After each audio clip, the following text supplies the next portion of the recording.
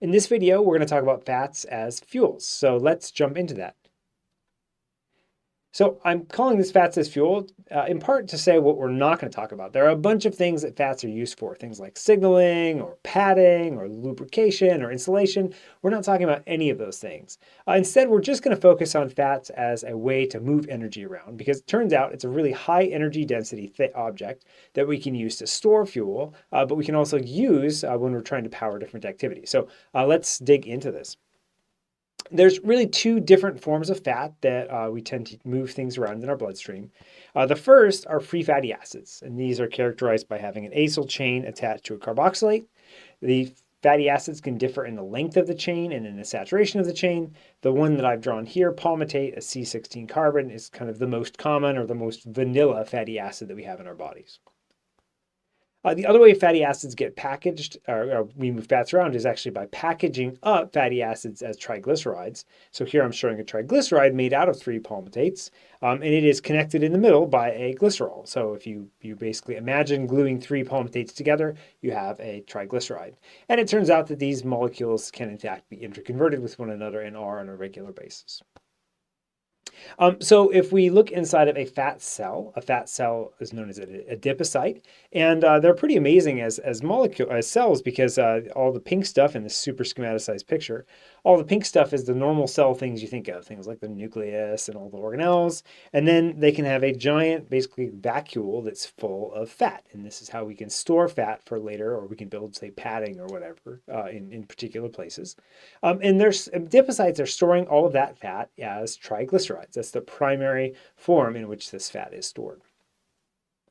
But when they're exporting fatty acids into the blood, they're exporting them when they're exporting fat into the blood, they're exporting them as fatty acids. So they're breaking down that triglycerides, shown very schematically here as three fatty acids, into individual fatty acids and dumping it into the bloodstream. Now, we can't just run fat around in the bloodstream. It's hydrophobic. It'll stick to the cell walls, to the artery walls. We actually already have problems with that. A lot of things like arteriosclerosis and the like are the result of inappropriate deposition of fat in blood vessels. So to prevent that, we use molecules like this one. This is albumin. And albumin is the primary fatty acid transporter that's in our bloodstream. So it's a big soluble protein that if you cut away the rest of the protein and look inside, what's inside it, what you see is it's transporting much of fatty acids. So it's sheltering these fatty acids from the aqueous environment of the cell, allowing them to be safely transported through the bloodstream. The second class of fats we talked about were triglycerides, and triglycerides are these three fatty acid things that are glued together. They are synthesized in the liver, or they're consumed in the diet. Those are the two major sources of triglycerides, and then they are moved through the bloodstream. And unlike fatty acids, which are moved in this simple sort of single protein wrapper, instead triglycerides are wrapped in this fairly complicated wrapper shell of proteins, phospholipids, and cholesterols. And depending on their dietary source, whether they're sourced from the diet or sourced from the liver, they have different names and slightly different compositions of these shells. Dietary fats are packaged as chylomicrons, and this is done inside of the small intestine. Whereas if you're synthesizing triglycerides de novo in the liver, these are packaged as VLDLs. But the overall packaging architecture is the same. You have a lipoprotein that sits around the outside, wraps the outside of this. You have a set of phospholipids, so these are negatively charged lipids that have a negative charge on one side and lipids on the other, so they kind of stick and pack inside. And then you fill this thing up with cholesterol and with triglycerides. And the idea is as this moves through the body, it can drop off its triglycerides in locations that are need fuel or want to import fats. When a cell needs fat, it imports it using what's something known as a fatty acid translocase, or FAT. And so I'm just showing this schematically down here. We have a free fatty acid. This is its approximate blood concentration of free fatty acid, so it's 10 micromolar. The fatty acid will passively diffuse into the cell via a fat. And then the way that we capture this for later is we attach a coenzyme A onto the fatty acid, trapping it in the cell. And if it helps, this is analogous to what happens when we import glucose into cell types or into cells. You import glucose via a passive transporter, a glut, and then hexokinase puts a phosphate on it, trapping it inside of the cell, making glucose 6-phosphate. The same thing happens with fatty acids. You import the fatty acid, and then we stick on a big CoA molecule, which prevents it from diffusing back out. Now, you might be saying, okay, cool. Well, what about triglycerides? And it turns out triglycerides are probably the more important source of fuel in some sense, because they're in the millimolar concentration versus the micromolar concentration. It's just that actually cells don't directly import triglycerides. Rather, inside of blood vessels, sort of facing into blood vessels, we have lipases. These are, as you might imagine, enzymes that cleave lipids. And what they do is they cleave the triglycerides into fatty acids so that they can be imported. So even though triglycerides are this maybe a higher concentration block of fats circulating in the blood, at the end of the day, our cells are importing fats as fatty acids, not as triglycerides.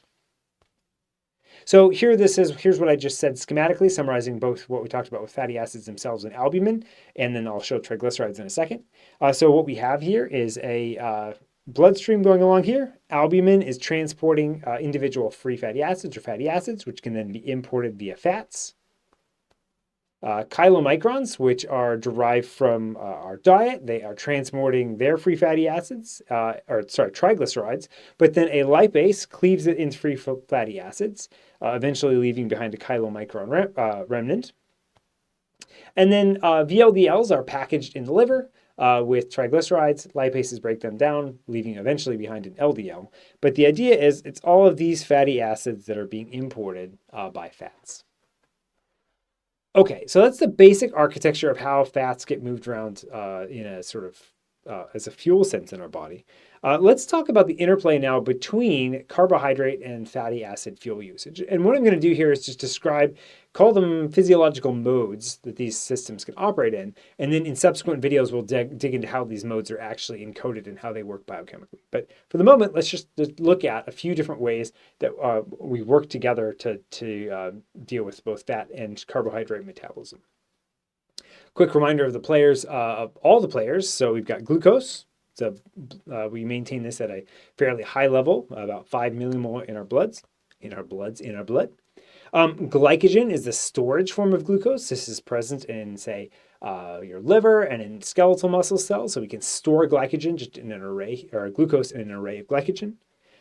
We have fatty acids, which I've already talked about here. These are these molecules that are, single carbon chain with carboxylate on them. These can form these three-member things, these triglycerides. And then finally, we're going to do a whole video on these later, but the fatty acids can also be converted into these things called ketone bodies under starvation conditions. So let's see how these fuel types play together under different sorts of physiological states.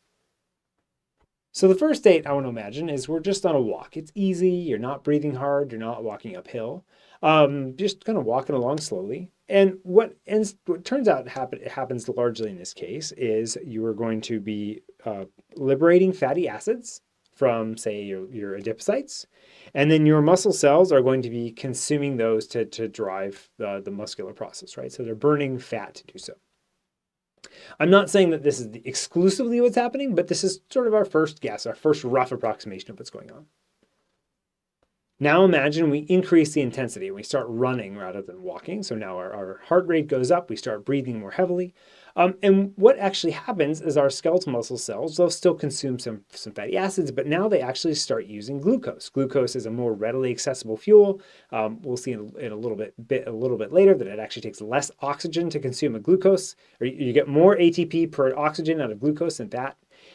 So they start consuming fats. What that leads to is a drop in blood sugar.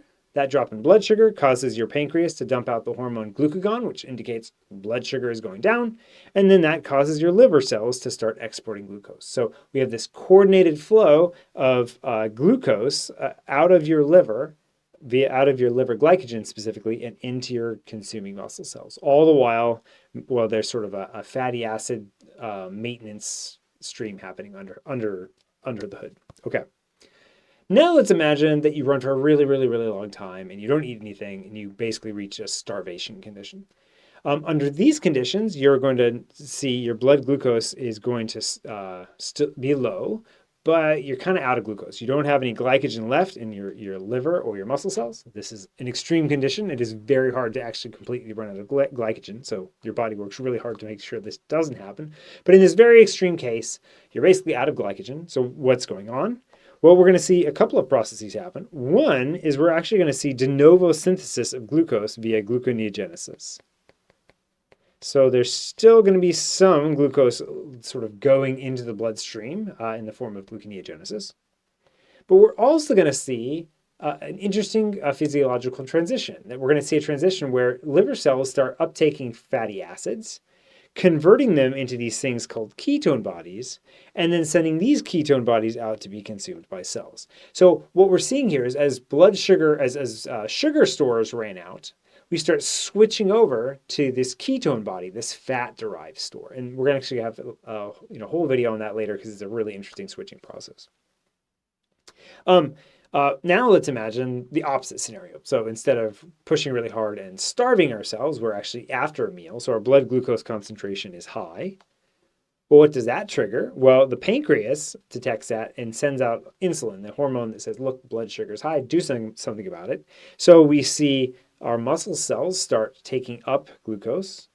We see our liver cells start taking up glucose. And then they're basically replenishing their glycogen stores. If blood glucose remains high even after those are full, then what we start seeing is glucose starts being made into fat in liver cells. And then that fat is packaged as triglycerides. And then those triglycerides are exported back into the bloodstream.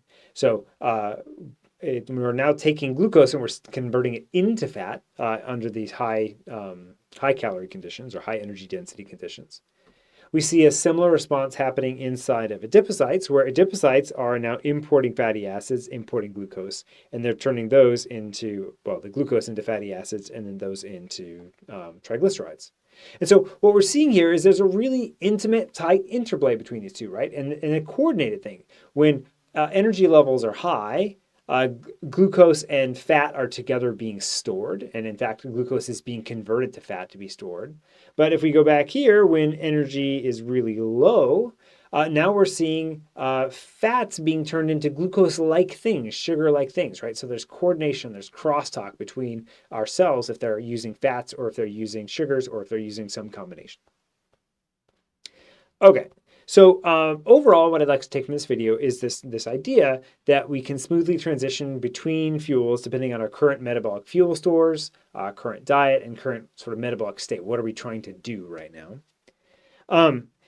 Other things that we talked about in this video are that we talked about how fats are moved, and that basically fats are moved as either triglycerides or as fatty acids. That we have chaperones for fat in the bloodstream. Albumin and lipoproteins are chaperoning fatty acids and triglycerides respectively. We talked about how cells import fats as fatty acids. So even if they're going to take a triglyceride, they're going to break that triglyceride into fatty acids before they import it. And finally, we talked here at the end about how fat and sugar metabolism are tightly coordinated. So hopefully this sort of broad brush picture is going to give us perspective now, as in the next few videos, we're going to dig into, say, how are fats broken down for energy? How are fats synthesized? Where do ketone bodies come from? So look forward to talking about that with you for now, but until next time, thanks so much for watching.